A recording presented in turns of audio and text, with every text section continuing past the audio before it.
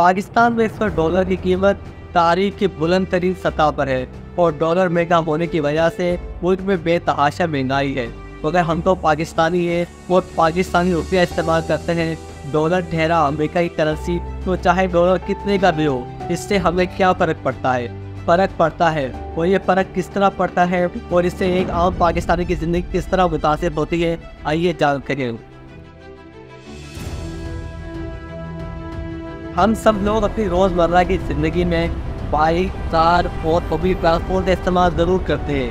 صرف یہی نہیں، ہمارے گھر میں پہنچنے والے آٹا، چینی، گھی اور دالیں وغیرہ بھی مارکیٹ میں بڑی بڑی گاڑیوں، ٹرک اور ٹرالوں کے ذریعے ہی پہنچتی ہیں، اور آپ جانتے ہیں یہ تمام چیزیں ڈیزل اور پیٹرول سے ہی چلتی ہے، اور پاکستان اپنی ضرورت کا ایک بہت بڑا حصہ پیٹرول اور ڈیزل باہر دنیا سے امپورٹ کرتا ہے، اور اس کی ادائیگی پاکستان کو پاکستانی روپے میں نہیں بلکہ ڈالر میں کرنی ہوتی ہے۔ تو ظاہر سی بات ہے، جب ہم ڈالر میں پیٹرول خریدیں گے تو جب ڈالر کی قیمت میں اضافہ ہوگا تو پیٹرول کی قیمت میں بھی اضافہ ہوگا، اور پیٹرول کی قیمت میں اضافہ ہونے کی وجہ سے ہمارے روزمرہ کے اشیاء فروخت کی قیمتوں میں بھی اضافہ ہوگا۔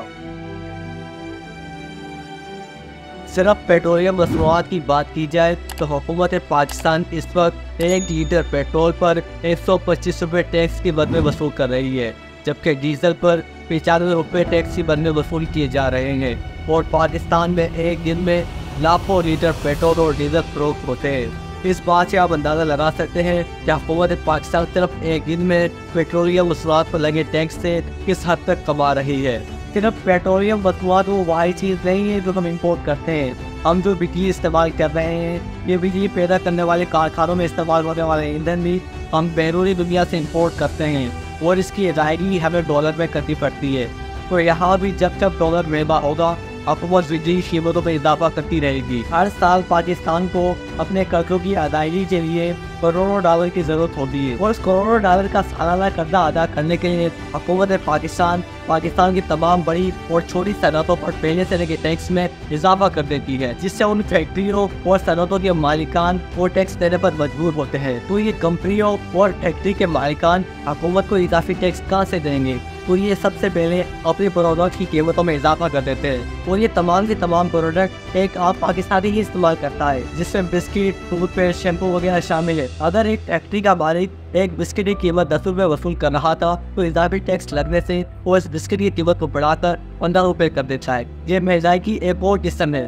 اس کے علاوہ پاکستان ایک بڑی تعداد میں بیرونی دنیا سے اسلحہ بھی خریدتا ہے، اس کی لاگت کروڑوں ڈالر میں آتی ہے۔ تو جب آپ اتنی بڑی تعداد میں ڈالر خرچ کریں گے اور برآمدات کے ذریعے ڈالر کم کمائیں گے تو ظاہر سی بات ہے ڈالر مہنگا ہی ہوگا، کیونکہ معاشیات کا اصول ہے اس چیز کی کھپت میں جتنا زیادہ اضافہ ہوگا اس کی قیمت میں بھی اضافہ ہوتا جائے گا، اور پھر یہ ڈالر مہنگا ہونے کی وجہ سے عوام کو مہنگائی کی چکی میں پسنا پڑتا ہے۔ جب کبھی آپ بیرون ملک سفر کرتے ہیں، چاہے وہ تعلیم کے سلسلے میں ہو یا روزگار کے سلسلے میں، تو وہاں پاکستانی روپے تو استعمال نہیں ہوتے، وہاں اس ملک کی کرنسی استعمال ہوتی ہے، تو آپ کو پاکستانی روپے کو ڈالر، درہم یا ریال وغیرہ میں کنورٹ کروانا پڑتا ہے۔ جتنے زیادہ درہم، ڈالر یا ریال وغیرہ خریدے جائیں گے ان کی قیمت میں اتنا ہی اضافہ ہوتا جائے گا اور روپے کی قدر میں کمی ہوتی جائے گی۔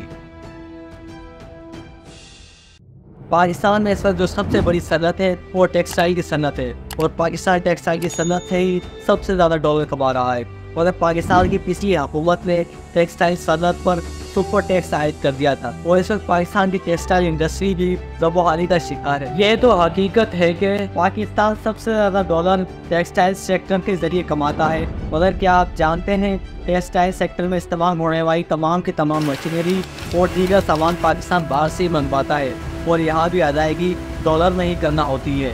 ٹیکسٹائل میں سب سے امپورٹنٹ کاٹن ہوتی ہے، اور کاٹن پاکستان میں اویلیبل ہے، مگر شاید پیداوار کی قلت کے باعث پاکستان اب تو کاٹن بھی باہر سے امپورٹ کر رہا ہے۔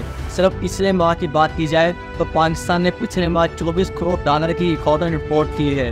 ڈالر کو اس وقت عالمی کرنسی کا درجہ حاصل ہے، اور ڈالر کی وجہ سے امریکہ کی سپر پاور اسٹیٹس کو تقویت بھی ملتی ہے۔ پوری دنیا میں اس وقت تجارت تقریباً 60% سے زیادہ ڈالر میں ہی کی جاتی ہے۔ پاکستان کو زیادہ سے زیادہ ڈالر کمانے کے لیے اپنے ایکسپورٹ میں اضافہ کرنا ہوگا اور اپنے امپورٹ میں کمی لانا ہوگی۔ और इसके लिए पाकिस्तान को अपनी टेक्सटाइल इंडस्ट्री को रिलीफ देना होंगे। हुकूमत पाकिस्तान को IT सेक्टर की हौसला अफजाई करनी होगी, क्योंकि पाकिस्तान का पड़ोसी मुल्क भारत IT सेक्टर में बहुत ज़्यादा आगे है और वो सिर्फ IT सेक्टर से सालाना करोड़ों डॉलर कमा रहा है। इसके अलावा पाकिस्तान को अपने एक्सपोर्ट के लिए नई मार्केट तलाश करना होगी। मिसाल के तौर पर चाइना इस वक्त 140 करोड़ लोगों की एक बहुत बड़ी मार्केट है और ऑस्ट्रेलिया चाइना को गोश्त एक्सपोर्ट करने वाला दुनिया का एक बहुत बड़ा मुल्क है, मगर चाइना से इसके कशीदा ताल्लुकात हैं, जिसकी वजह से चाइना ने ऑस्ट्रेलिया की मसनूआत पर भारी टैक्स लगा दिया है।